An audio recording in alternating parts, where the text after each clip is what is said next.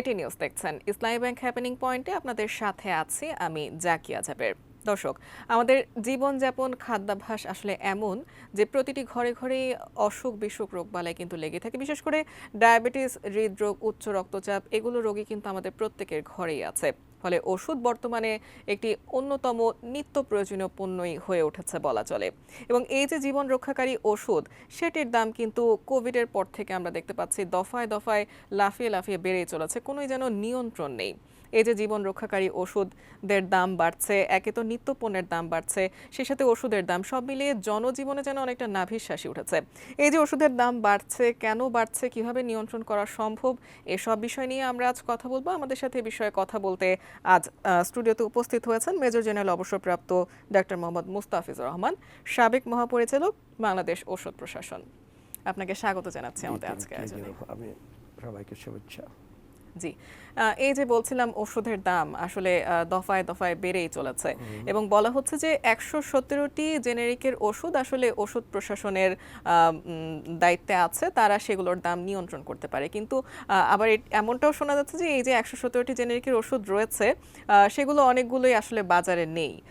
কাজেই বাকি যেই ৪,০৬৩টি জেনেরিকের ওষুধ রয়েছে যেগুলোর দাম উৎপাদনকারী প্রতিষ্ঠানগুলো নিয়ন্ত্রণ করছে, সেক্ষেত্রে বলা যায় বাজারের বেশিরভাগ ওষুধই আসলে উৎপাদনকারী প্রতিষ্ঠানগুলো তাদের দাম নিয়ন্ত্রণ করছে। এই যে ওষুধ প্রশাসনের আসলে বাজারের দামের ওপর কোনো নিয়ন্ত্রণ নেই, এটি আসলে কেন? এটি কি আসলে তাদের সদিচ্ছার অভাব, নাকি উৎপাদনকারী প্রতিষ্ঠানগুলোর হাতে আমরা এক প্রকার জিম্মি? না, তো আপনাকে ধন্যবাদ। যে নিয়ন্ত্রণের কোশ্চেন যেটা আসছে আর কি, যে নিয়ন্ত্রণ আসলে আছে, নিয়ন্ত্রণ নাই কথাটা ইয়ে না। আর ওষুধগুলো মানে দাম যেভাবে ফিক্স হয়, এটা হলো ১১৭টা আইটেম হলো আপনার একটা টেকনিক্যাল কমিটি আছে, একটা কস্ট ইয়ার। এই টেকনিক্যাল কমিটি এটা নিয়ে অ্যানালাইসিস করে, তারা দেখে যে অল কস্ট বিবেচনা করে তারা একটা রিকমেন্ডেশন দেয়। এই রিকমেন্ডেশনটা সচিব কমিটিতে যায়। ওই সচিব কমিটিতে ফাইনালি এটা অ্যাপ্রুভ হলেই এই ১১৭টার থেকে দাম বাড়ানো হয়। এছাড়া এটা বাড়ানো করে সব নয়, পলিসি নেই। কিন্তু বাকি যে আইটেমগুলো আছে, ওই আইটেমগুলোও কিন্তু কোম্পানি তার একটা প্রপোজাল সাবমিট করে ডিজিডিএতে, অ্যানালাইসিস করে যে কস্ট অফ দ্য র material, cost of the excipient, cost of the packaging material, cost of the promotion material, এবং ওইটার সাথে আরও আছে যে ইলেকট্রিসিটি, ওয়াটার সাপ্লাই, গ্যাস, এগুলো তো সব কস্ট, এটার ভিতরে কিছু যা ইনভলভ আছে এগুলো দিয়ে তারা একটা প্রপোজাল দেয়। এই প্রপোজালটা যখন ডিজি ড্রাগ অ্যাডমিনিস্ট্রেশন থেকে, তখন তারা তাদের বিভিন্ন লেভেল থেকে অল লেভেলে এটা যাচাই বাছাই করে। যখন দেখে যে না এটা কি ঠিক না, তাহলে তারা আবার বলে যে কোম্পানিকে বলে যে আপনি এটা কারেকশন করেন, এটা আমাদের মতে এত হয়। ওইভাবে যখন প্রপোজালটা যায়, তখন ডিজি কোম্পানি আবার ওইটা সাবমিট করে তাদের কারেক্টেড ফর্মে। তখন কারেক্টেড ফর্মে সাবমিট করলে তখন এটা ফিক্স হয়। তো ইন ওয়ান সেন্স যেটা ডিজিডির কন্ট্রোলেই আছে, ওষুধের মানে মূল্য নির্ধারণ মানে কোনো কোম্পানি নিজে করার কোনো সুযোগই নেই। আর দ্বিতীয় নাম্বার হলো যে কস্ট কেন বেড়ে গেল, বেড়ে যাচ্ছে, এটা আসলে আপনি ঠিক বলেছেন, একটা নিত্য প্রয়োজনীয় জিনিস, মানুষের life saving in some extent. ঘরে ঘরে আমাদের আত্মীয় স্বজন, নিজেদেরও আত্মীয় স্বজন, মা বাবারা বা আত্মীয় স্বজন বিভিন্ন রকম অসুখে ভুগছে এবং ওষুধটা প্রয়োজন হয়। তো সেই কারণে ওষুধের মূল্য বৃদ্ধি পেলে কিন্তু প্রত্যেকের ইকোনমিতেই একটা প্রভাব পড়ে এবং এটার ইম্প্যাক্টটা কিন্তু আমাদের দেশে খুবই খারাপ হচ্ছে অনেক ক্ষেত্রেই। তো বাট ওষুধের কস্ট বা অন্য অন্য মানে যে পণ্য আছে এর থেকে তো বাইরে না। এটা করতে গেলে যেমন ইলেকট্রিসিটি লাগে, ওয়াটার সাপ্লাই লাগে, গ্যাস লাগে, বা আরও যেগুলো পাওয়ার, হাইলি পাওয়ার ডিপেন্ডেন্ট কিন্তু এটা। কারণ আপনি 24 আওয়ার্স এইচব্যাক সিস্টেম চালু রাখতে হয়, এয়ার কন্ডিশন করে রাখতে হয় পুরা আপনার সেট আপটা। ওষুধ এরকম একটা জিনিস, আপনার ওই সার্টেন টেম্পারেচার উপরে গেলে কিন্তু ওষুধের কোয়ালিটি থাকে না। এইসব করতে গিয়ে অনেক কস্ট ইনভলভ এটাতে আছে, ট্রান্সপোর্টেশন পর্যন্ত, রুট লেভেল পর্যন্ত পৌঁছানো, এই যে সাপ্লাই চেইনটা মেনটেন করা, এগুলোও কিন্তু কোম্পানির কস্টের ভিতরে ইনভলভ আছে। তো সব মিলে আপনার আবার এই কস্টগুলোর ভিতরে কিন্তু আরও কিন্তু হিডেন কস্টও আছে কিছু। যেমন আপনি রিটেলার কস্ট, যে যারা বিক্রি করে, সেল করে, ওরাও কিন্তু 16% পায়। গভর্নমেন্ট ট্যাক্স পায় প্রায় 23% মতো এটার থেকে, একেবারে নেওয়ার মানে স্টোর থেকে বের হওয়ার আগেই। এইগুলো সবগুলো মিলে কিন্তু একটা ওষুধের কস্ট, দাম নির্ধারণ হয়। তো যে কারণে আপনার বিশেষ করে রাশিয়া ইউক্রেন ওয়ারের পরে এমন একটা প্রবলেম পড়ছে মানে ব্যবসায়। আমি এখন একটা সমিতির সাথে, ওষুধ সমিতির সাথেও জড়িত আছি বিধায় আরেকটু ভালো করে জানি কোম্পানির অবস্থাগুলো। আপনার কোম্পানির আপনার ডলার পাচ্ছে না, আপনি এলসি করবে যে এলসি গভর্নমেন্ট করতে পারতেছে না, কারণ ডলার সাপ্লাই দিতে পারছিল না একটা মুহূর্তে, একটা সময়। এখন কিছুটা কিন্তু নর্মাল হয়ে আসতেছে আস্তে আস্তে, কিন্তু তখন ডলার আবার ডলার দাম আপনি এই 83 টাকার ডলার এখন 120 বা 170 গভর্নমেন্ট, বাইরেতে কিনতে হলে আপনার 25-30ও চলে যায়। এই যে ডলারের দাম প্রায় 65%-এর মতো, 53 থেকে 65% ডলারের দাম বেড়ে গেছে। এই ডলারটা অ্যাডজাস্ট করতে, যে কারণ ডলার ছাড়া তো সবই তো বাইরের থেকে আসে, র মেটেরিয়াল বলেন, এক্সিপিয়েন্ট বলেন, অনেক ক্ষেত্রে প্যাকেজিং মেটেরিয়ালের একটা বিরাট অংশ। এই যে উৎপাদনের ক্ষেত্রে বিভিন্ন ধরনের খরচ আপনি বলছিলেন এবং সেগুলো বেড়ে চলেছে, এর ফলে ওষুধের দামও বেড়ে চলেছে। ওষুধের ক্ষেত্রে কি বিষয়টি একটু কনসিডার করতে পারতো কিনা, যেহেতু এটি একটি জীবন রক্ষাকারী উপাদান, তারা তাদের লাভের দিকটি কমিয়ে যদি মানুষের কথা চিন্তা করে একটু যেভাবে দফায় দফায় দাম বাড়ছে সেটি না হয়ে যদি একটু আরো কিছুদিন পর পর দামটা বাড়ে, তাহলে ভালো হতো না? না, ঠিকই বলেছেন আপনি। এটা ওষুধের ব্যাপারে একটা স্পেশাল একটা কনসিডারেশন থাকা, সব লেভেলে থাকতে হবে। আর অন্য পণ্যের মতো না, বা পণ্য মতো তৈরি করতে লাগে কিন্তু পণ্যের মতো তো না। এটা লাইফ সেভিং, জীবন রক্ষাকারী বলা চলে। সাম একটা অসুস্থ লোকের জন্য এটাই রিমেডিয়াল মেজার। তো সেই ক্ষেত্রে আপনার ওষুধের কিন্তু ইন্ডাস্ট্রিগুলোরও তো আপনার কতগুলা লাইফ লাইন আছে, কিন্তু আপনি how long you will sustain একটা ইন্ডাস্ট্রি যদি আপনি মানে দিতে থাকেন, বা কতদিন দিতে পারবেন। কিছু দিচ্ছে কিন্তু এখনও কমন মেডিসিনের উপরে কিন্তু এখনও সাবসিডি দিচ্ছে, লস দিচ্ছে কোনো কোনো ইয়েতে, ওটাতে বাড়ানো যাচ্ছেও না, কারণ ওগুলা কন্ট্রোল করে ইয়েতে। এটা ওই বিভিন্ন প্রতিষ্ঠানের সাথে টেকনিক্যাল কমিটি জড়িত আছে, ওরা এটা বা ওষুধ বাড়ানোর হলে ওরা উঠে যায়, বলে যে না, আমরা এটা ওষুধের মতো একটা প্রয়োজনীয় জিনিসের আমরা দাম বাড়াতে দিব না, বা এই বলে হয় না। যে কারণে কিন্তু এই কন্ট্রোলের যে একটা আবার ইফেক্ট আছে, ব্যাড ইফেক্ট। আপনি দেখেন বাজারে কিন্তু এই 170 ওষুধ খুব কমই পাওয়া যাবে কি এই কারণে যে এটা না থাকাতে মার্কেটে, কিন্তু প্রয়োজন তো রোগীর জন্য প্রয়োজন, তখন ইন্ডিয়ার থেকে এটা স্মাগলিং হয়ে আসে। এবং এই যে স্মাগলিং হয়ে আসছে, এটা কোয়ালিটি কি এটা নিয়ে কিন্তু কোনো পরীক্ষা নিরীক্ষা, হ্যাঁ, প্রপার চ্যানেল তো আসে না। এবং দামও কিন্তু মনে করেন 50-60 গুণ বেড়ে যায়। মনে করেন 5টি পয়সা একটা আপনার ফিনোবারবিটান, এটার বাজার মূল্য প্রায় 60 পয়সা, 65 পয়সা, এটা বাজারের মূল্য প্রায় 10 টাকা করে কিনতে হয়, কারণ পাওয়া যায় না। জি, এই যে আপনি আমদানির ক্ষেত্রে এলসি খোলার কথা বলছিলেন, যেটি বর্তমানে অনেকটাই স্বাভাবিক হয়ে এসেছে, তাহলে কি বলা যায় যে কিছুদিন পর ওষুধের দাম কমতে পারে? না, এটা ঠিক, দাম একটু কমা নিয়ে আলোচনা চলতেছে, কিন্তু মিনিস্ট্রিও, নতুন হেলথ মিনিস্টার সাহেব আসছেন, উনি আমাদের ওষুধ শিল্প সমিতির যারা আছে তাদেরকে সবাইকে ডাকছিলেন, কথাবার্তা হয়েছে এই নিয়ে, যে অনেকগুলো সাবমিটও করা হয়েছে যে আমরা এই জায়গাতে আমরা ছেড়ে দিব এটা, এতগুলো, আর এই জায়গাতে, এইসব জায়গাতে একটু আমাদের দেখতে হবে, কারণ এটাতে পারা যাচ্ছে না। কিন্তু ডলার হয়েছে সাপ্লাইটা, কিন্তু ডলার রেট তো কমে নাই, ডলার রেটটা তো ওই জায়গাতে রয়ে গেল, যে কারণে আপনি ডলার দিয়ে আনতে হয় বাইরের থেকে। ডলারের দাম বাড়লে জিনিসটার দাম অটোমেটিক্যালি বেড়ে যায়, সে কারণে তারা একবার, তারপরও আলোচনা চলছে এটা নিয়ে, যে বোথ পার্টি এগ্রিড যে কিছুটা একটা সাস্টেনেবল একটা পর্যায়ে আনবে। জি, আমরাও তেমনটাই আশা করছি। আমরা আরো কথা বলবো এই বিষয়ে, তার আগে ছোট্ট একটি বিরতি নিয়ে ফিরছি, আমাদের বিরতির সময় হয়ে গিয়েছে। দর্শক, ইসলামী ব্যাংক হ্যাপেনিং পয়েন্ট দেখছেন, আমরা আরো কথা বলবো, তার আগে একটি বিরতি নিয়ে ফিরছি, সবাই সাথেই থাকুন।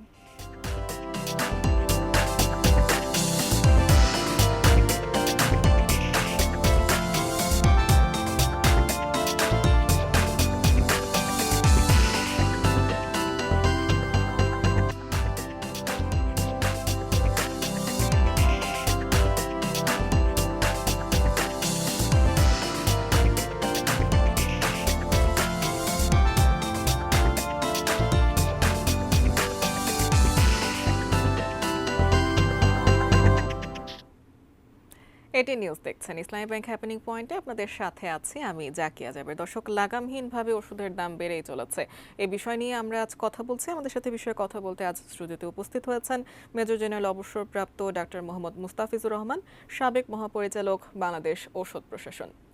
জি, আমরা বিরতির আগে কথা বলছিলাম আমদানির ক্ষেত্রে কিংবা কাঁচামাল আমদানির ক্ষেত্রে আসলে এলসি খোলা নিয়ে জটিলতা ছিল, ডলারের দাম বেড়ে চলেছে এবং বাংলাদেশের যেসব ওষুধ উৎপাদিত হচ্ছে সেগুলো কাঁচামাল বেশিরভাগই বাইরে থেকে আমদানি করে আনা হচ্ছে এবং এই আমদানির ক্ষেত্রে আসলে খরচটি বেড়ে যাচ্ছে, এর ফলে বলা হচ্ছে যে ওষুধের দাম বাড়ছে, এটি মূল কারণ হিসেবে ধরা হচ্ছে।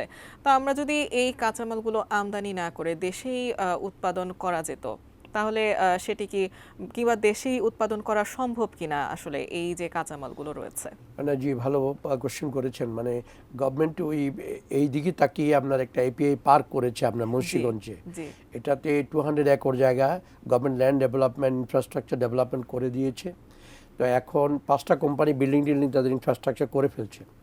আরও 15টা কোম্পানি কিন্তু দেশে কিছু কিছু করে আপনার এপিআই, কিন্তু পুরো মানে মোর দেন 4000 বা 5000 এপিআইয়ের মধ্যে এই জায়গাতে 35 কি 40টা এপিআই তৈরি হচ্ছে।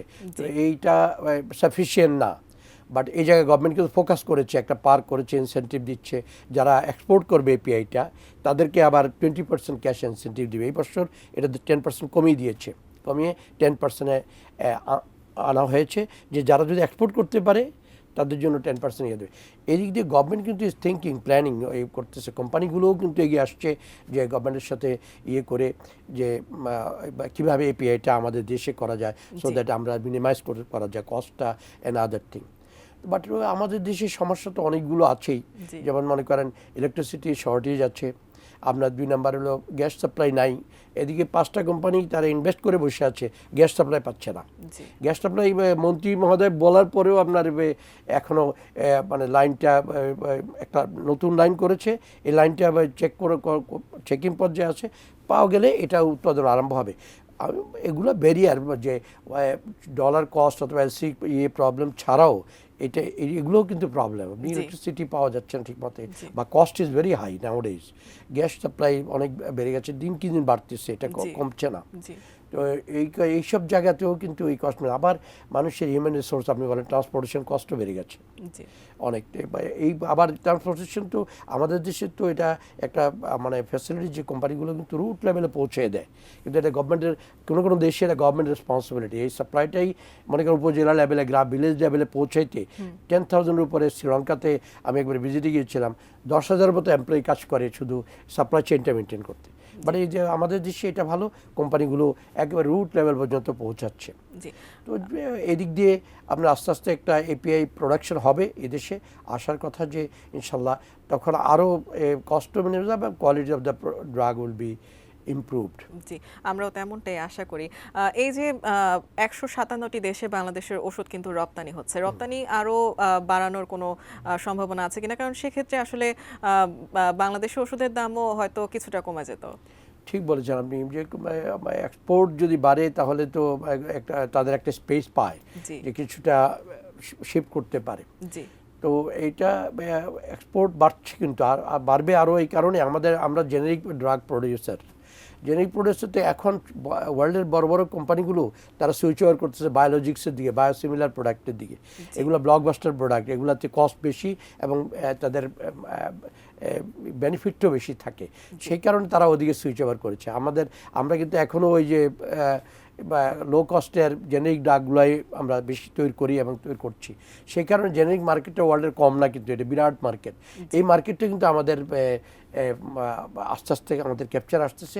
বড় বড় মানে উন্নত ডেভেলপ কান্ট্রিগুলো আমাদের থেকে কন্ট্রাক্ট ম্যানুফ্যাকচারিং করা অথবা জেনেরিক প্রোডাক্টগুলো নেওয়ার জন্য উদ্গ্রীব, এবং আমাদের কোম্পানিগুলো কিন্তু রেডি ফর প্রডিউসিং মোর, যাতে আমরা এক্সপোর্ট আরো বাড়াতে পারি। জি জি, আমরা আশা করছি রপ্তানি আরো বাড়বে। এবার একটু কস্ট শেয়ারিং করা যাবে আর কি। জি, এবার একটু ওষুধের মান নিয়ে যদি কথা বলি, বলা হয়ে থাকে যে বাজারে 3 ধরনের আসলে ওষুধ রয়েছে, 3 ধরনের মানের ওষুধ রয়েছে, নিম্নমান, মধ্যমান এবং উচ্চমান।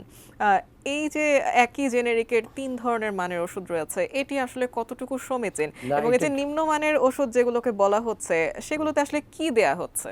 না, এটাই আপনি মানে এই ওষুধের মান বলতে মানে 1% নিম্ন বলতে কোনো টার্ম নাই, মানে বৈধভাবে। একটা হলো যে কোয়ালিটি মেডিসিন আর উইদাউট কোয়ালিটি অর্থাৎ ফেক মেডিসিন, অথবা সাবস্ট্যান্ডার্ড মেডিসিন।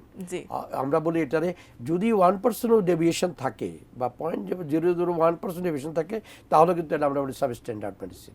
জি আবার ফেক মেডিসিন তো তারা অনেক জিনিস দিয়ে একেবারেই কিছু না, এটা বাসা বাড়িতে লুকিয়ে কোথাও বা জি কোনো কোম্পানির বা যে কোম্পানির তার ইয়াতে রাতের অন্ধকারে এইভাবে তৈরি করছে, জি বৈধতা নাই এটার। জি বাট যেগুলো কোয়ালিটি এই ধরনের কোনো কেউ কোনো কোনো জায়গায় সেইং আছে যে এক্সপোর্ট কোয়ালিটিটা ভালো, এই মার্কেটে দেখ খারাপ আমাদের দেশের জন্য, এগুলো ঠিক না কিন্তু।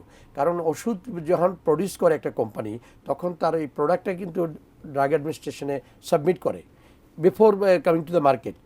আপনার দিলে এটার আমাদের একটা ল্যাব আছে ড্রাগ অ্যাডমিনিস্ট্রেশনে, এটা কিন্তু আপনার WHO অ্যাক্রিডিটেড ল্যাব, খুব ভালো ল্যাব, এই এশিয়ান ইয়াতে কয়েকটার মধ্যে এটা একটা ল্যাবটা। জি এবং এটা অল অটো ম্যানুভারিং করা অথবা ম্যানিপুলেশনের কোনো সুযোগ নাই, জি। অল অটো ডাটা জেনারেট করবে।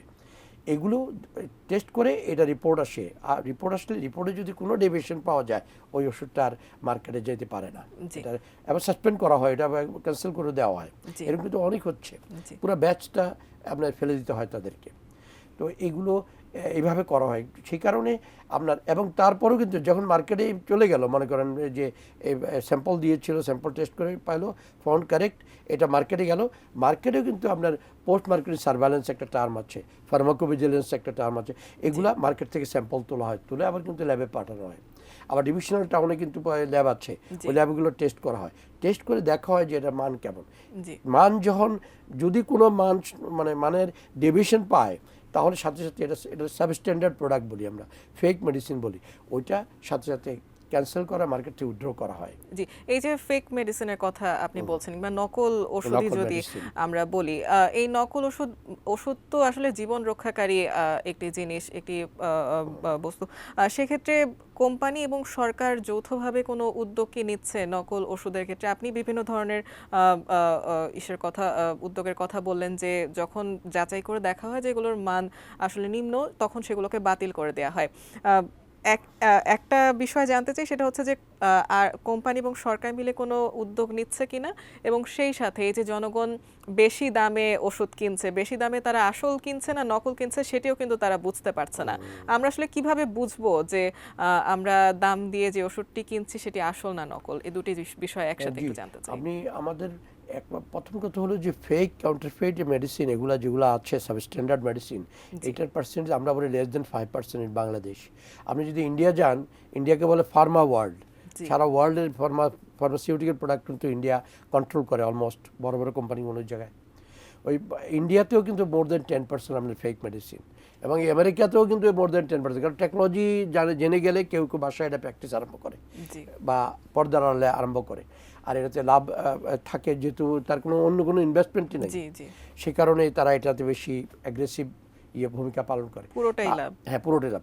আমাদের দেশে কিন্তু এটা এদিক দিয়ে কিছুটা মনিটরিং কারণে কিন্তু ভালো আছে, কিছুটা মনিটরিং বলতে drug administration not alone monitoring, এটা কিন্তু ডিবি, NSI, আপনার পুলিশ এবং কাস্টমস, আবার ভোক্তা, এরা সবাই মিলে কিন্তু মার্কেটে আছে, কিন্তু কিছু না কিছু মনিটরিং চলছে, এবং আমাদের লোকেরাও কিন্তু আছে। আমরা মানুষকে বলবো যে ফেক মেডিসিন ইজ দেয়ার, আমি বলবো না যে মার্কেট থেকে আমাদের কম বলে আমাদের হওয়ার চান্স নেই, 1% থাকবেই বা কেন, এটাও তো কারোর জন্য জীবন মানে মৃত্যুর কারণ হয়ে দাঁড়াইতে পারে।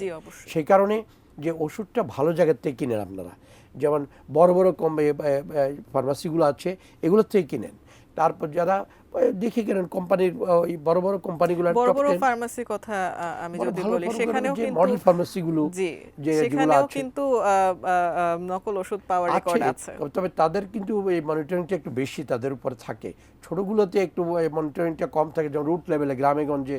এখন কিন্তু ক্রিমিনালরা যারা ফেক মেডিসিন তৈরি করে এরা কিন্তু গ্রামের দিকে বেশি চলে গেছে, শহরে অনেক রকমের ম্যানুভার হয়, অনেক রকমের থাকে, আবার এবং শহরের গুলোতে অনেক সময় দেখা যায় তাপমাত্রা ঠিক রাখার বিষয়টিও থাকে না, এসি থাকে না অনেক ফার্মেসিতে। এই জন্য আমি বলছিলাম যে মডেল ফার্মাসিতে যাওয়া ভালো, কারণ কি মডেল ফার্মাসিতে কিন্তু এরকম একটা এনভায়রনমেন্ট মেনটেন করা হয়, তাপমাত্রা ফার্মাসিস্ট আছে, আপনার প্রপারলি মেনটেন করা হয়, ফ্রিজার করতে হলে ফ্রিজে রাখা হয়, এটা তারা কিছু ইনভেস্ট করছে, বড় বড় যেগুলো ফার্মাসি আছে তারা মেনটেন করতে পারছে। অনেক ছোটো ছোটো এগুলো এইভাবে মেনটেন করছে না, সেই জায়গার থেকে আমার মনে হয় ওদিকে দিয়ে আসো। আর টপ 10 কোম্পানিগুলো, বড় বড় কোম্পানিগুলো যেগুলো রেপুটেড কোম্পানি আছে, ওদের প্রোডাক্টটা কিনাই ভালো এই জি। মুহূর্তে। জি, তাহলে কিছুটা হয়তো কিছুটা সেফ হতে থাকা হয়, যায়। safe থাকা যায়। আচ্ছা, আমরা আমাদের আয়োজনে আসলে একেবারেই শেষ পর্যায়ে চলে এসেছি। আপনাকে অসংখ্য ধন্যবাদ আজ আমাদের আয়োজনে যোগ দেওয়ার জন্য। Thank you very much. আপনাদেরও, আপনার সাথে সাথে যারা দর্শক আছে তাদেরকেও ধন্যবাদ। জি। দর্শক, ইসলামী ব্যাংক হ্যাপেনিং পয়েন্টে আজকে আয়োজন এখনকার মতো এই পর্যন্তই। আমরা আজ কথা বলছিলাম ওষুধের দাম নিয়ে এবং ওষুধের মান নিয়েও অনেক কথাবার্তা হলো। আমাদের সাথে কথা বলছিলেন মেজর জেনারেল অবসরপ্রাপ্ত ডাক্তার মোহাম্মদ মুস্তাফিজুর রহমান, সাবেক মহাপরিচালক বাংলাদেশ ঔষধ প্রশাসন। অন্য কোনো দিন অন্য কোনো বিষয় নিয়ে আবারও হাজির হয়ে যাব। সেই পর্যন্ত সঙ্গে থাকুন, দেখতে থাকুন এটিএন নিউজ।